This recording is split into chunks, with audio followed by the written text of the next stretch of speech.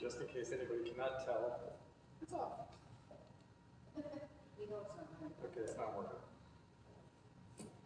Yeah, I'm not Myra, so just in case anybody was confused. Okay. Join me in the prayer of awareness. As we come to table this morning, we recall Jesus. His love softens our inflexibility. His inclusiveness opens our hearts and minds. His fellowship renews our trust in the goodness of life. For the gift of Jesus among us, we give you thanks, O God. Amen.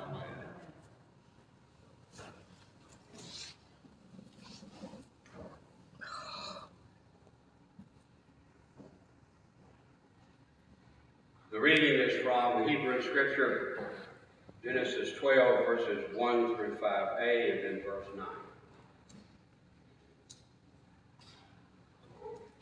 And Yahweh said to Abram, "Go out from your land and from your relatives and from the house of your father to the land that I will show you. And I will make you a great nation, and I will bless you, and I will make your name great, and you will be a blessing. And I will bless those who bless you, and those who curse you I curse. All families of the earth will be blessed by you." And Abram went out as Yahweh had told him, and Lot went with him. Now Abram was 75 years old when he went out from Haran. And Abram took Sarai his wife, and Lot his nephew, and all their possessions that they had gathered, and all the persons that had been acquired in Haran, and they went out to the land of Canaan. And Abram kept moving from place to place where God was calling.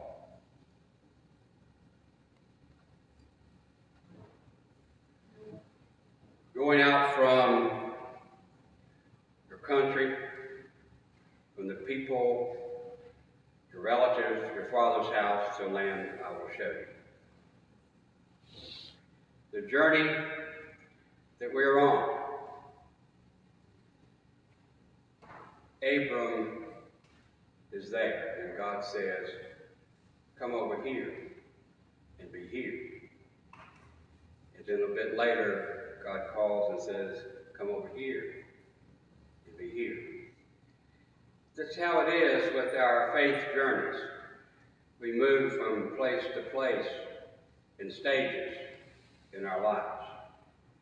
So Abram is called to leave what is familiar and come to a new place.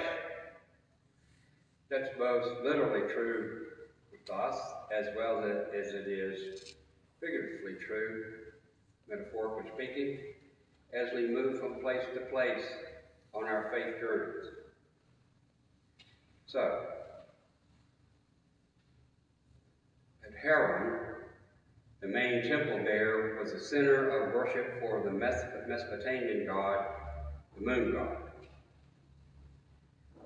So, God calls Abram to question Abram's relationship to God, to move on as it was from polytheistic worship to monotheism, one God, Yahweh. And Abram is called to question and change his mind about God. We're always called to change our minds about God. Abram is there, and God calls and says, "Come over here." It's a continuous rethinking of God. The faith response is a journey. It's not a settled destination. So, a number of years ago, a psychologist by the name of James Fowler, Fowler, wrote a book entitled, quote, "The Stages of Faith," subtitle, "The Psychology of Human Development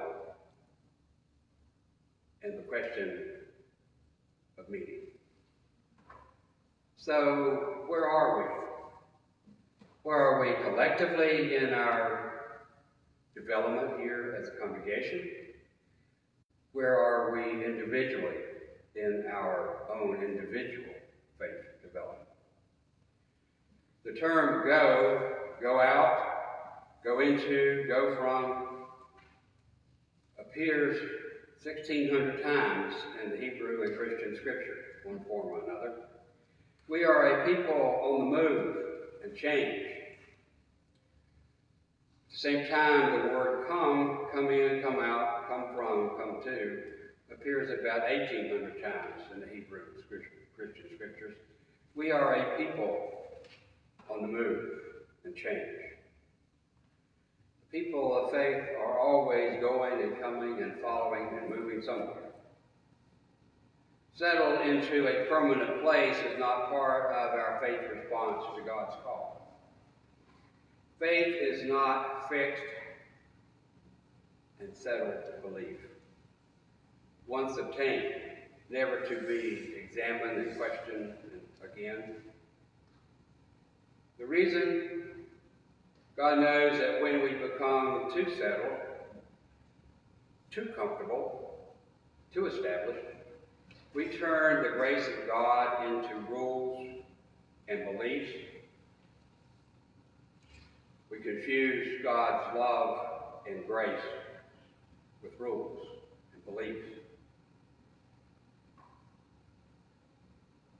Some of you may have read at least some sections of James Fowler's book. It's an important book. It explains about our own faith journeys and experiences at different times and stages in our lives. So when we become settled, comfortable, established in our faith response, we often confuse our belief systems with God's wisdom. Or we may confuse our technology with God's continuing creation. Our social norms for God's justice. Our politics for the realm of God. There is a biological principle, you know it, says this: adapt, change, or die. If species cannot and will not adapt and change, the species dies out. So when was the last time that you changed your mind and your concept of your faith journey and God? When is the last time collectively that we changed our minds about where we are here as United Congregational Church in Holyoke?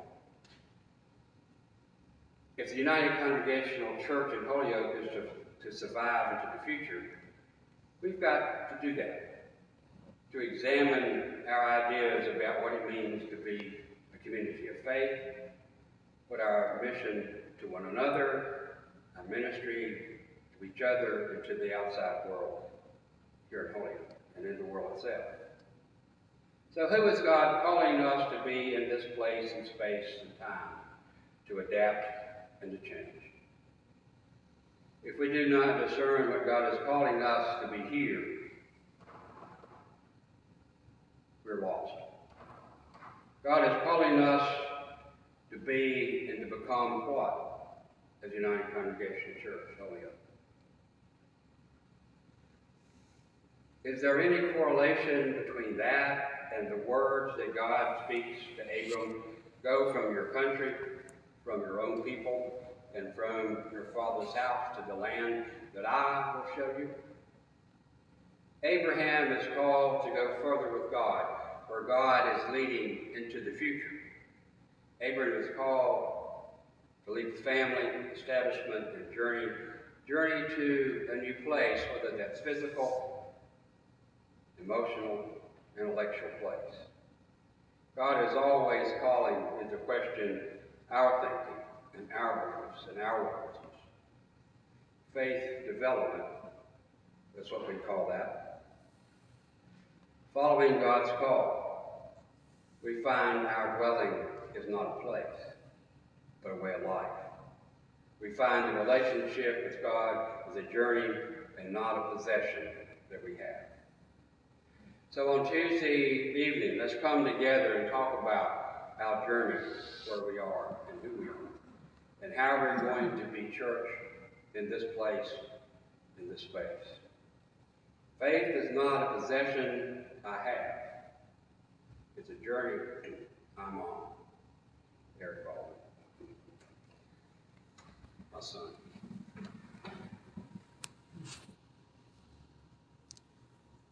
Time to share our joys and our concerns with each other.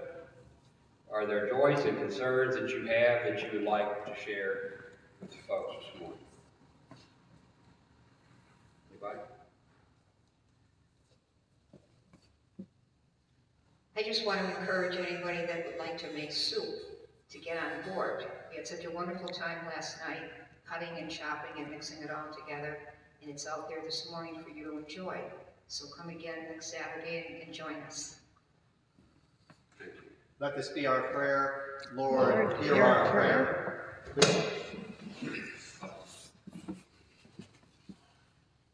for burial, healing for her faith. Prayers for healing for her faith. Let this be our prayer for healing. Lord God, hear our prayer. Cinch, my prayer to keep the people of Turkey and Syria in our prayers. We haven't heard as much on the news about them, but their struggle is going to take a very, very long time. So prayers for Turkey and Syria. Let this be our prayer. Turn that thing off.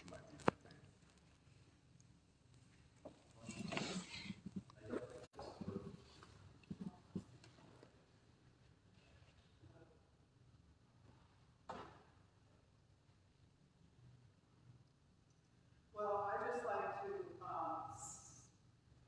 express prayers of thanksgiving. I guess that might be the right term.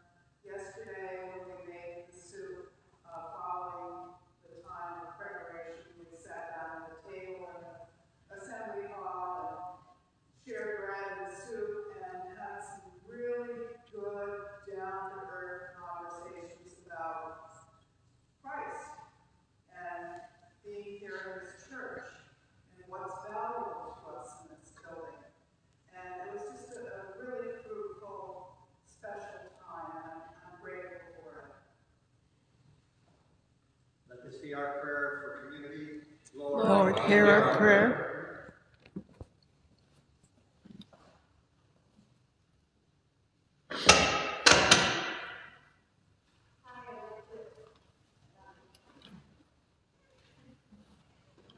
Say a prayer of support for my son. He's struggling with keeping up with everyday life and new duties he has in his new job, and just sounded pretty stressed out.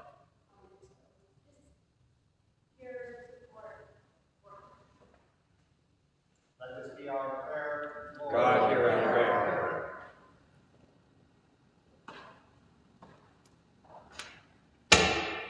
Father, thank you for everyone who attended the evening service last Sunday at the mosque. We were 15 of us, and it was truly amazing event to be a part of and to learn the different words of God. Thank you. Let this be our prayer. God, hear our prayer.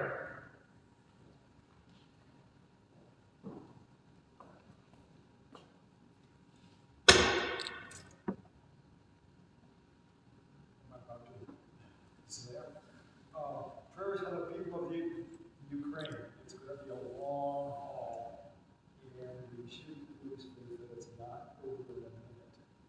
We have very short attention spans as a culture, and it's a long haul thing. And so, prayers for the people of Ukraine and those who support them. Let this be our prayer. God, hear our prayer.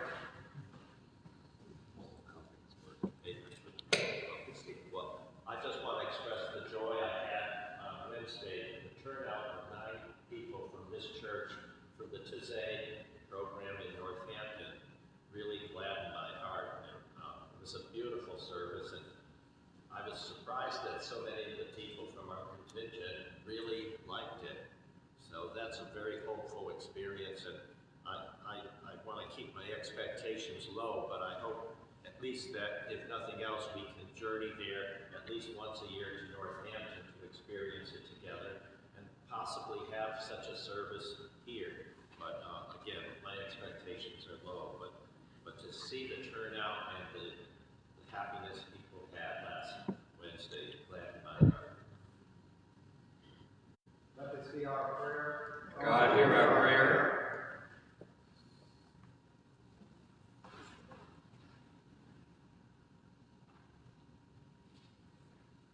I don't think this microphone is on. No, it is. It is. Two things. I pray that we can work on getting a better sound system because unfortunately, most of the people who gave prayer requests, I don't have a clue of what you were asking us to pray for because without a good mic system or if you don't use the mic, it just doesn't come through for some of us. The mic needs new batteries. When it starts doing that, it needs batteries. So that's one thing, but the more serious one is prayers for my stepson, Matt. He went to Boston this past Monday and had a procedure called thermal ablation for his cancer. Unfortunately, some of his tumors are behind or too close to the heart, so they can't treat it with that. Most of his treatment options looks like surgery is not an option anymore. So just prayers that he will feel the presence of God as he goes through these difficult days. And if it's God's will to have a miraculous healing, well, then so be it as well. Thank you. Let this be our prayer for healing.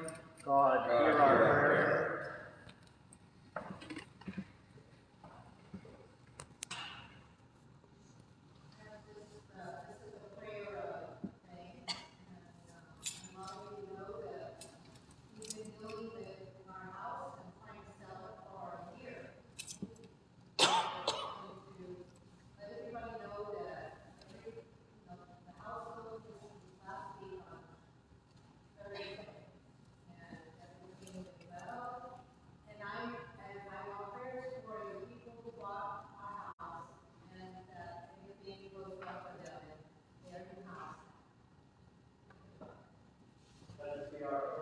God, hear our prayer.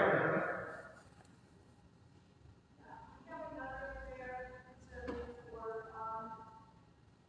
all the people that are being displaced from nursing homes in the area. There's companies that are on board nursing homes, one in Springfield, two in Chickadee, and one in Westfield. And they on notice in February that they are closing these days. There's over 300 people that are being displaced. Some have already moved to Worcester or Boston. And people do not have a way of going to see their loved ones, their family, their father, their mother. So it's a really difficult situation, and as of now, there's no solution. Let this be our prayer. God, hear our prayer. Thank you. Let us continue in our prayers for the church and the world and our silent prayers.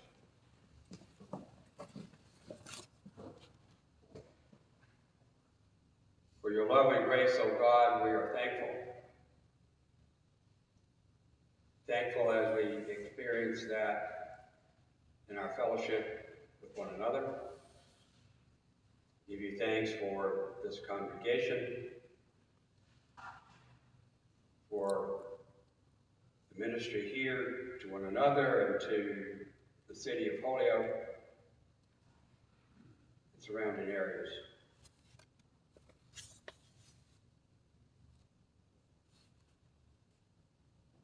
Help us as we have our discussions and hope, and joys and concerns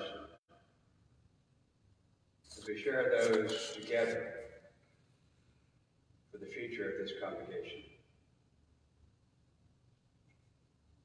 Help help us to discern and listen to what you're calling us to be and do in this place and time.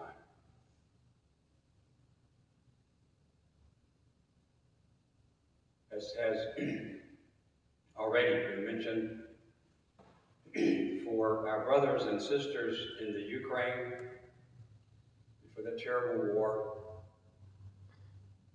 for those people who are engaged in battle on both sides, that justice may be done, and that there may be hopes of peace and settlement and end of the war.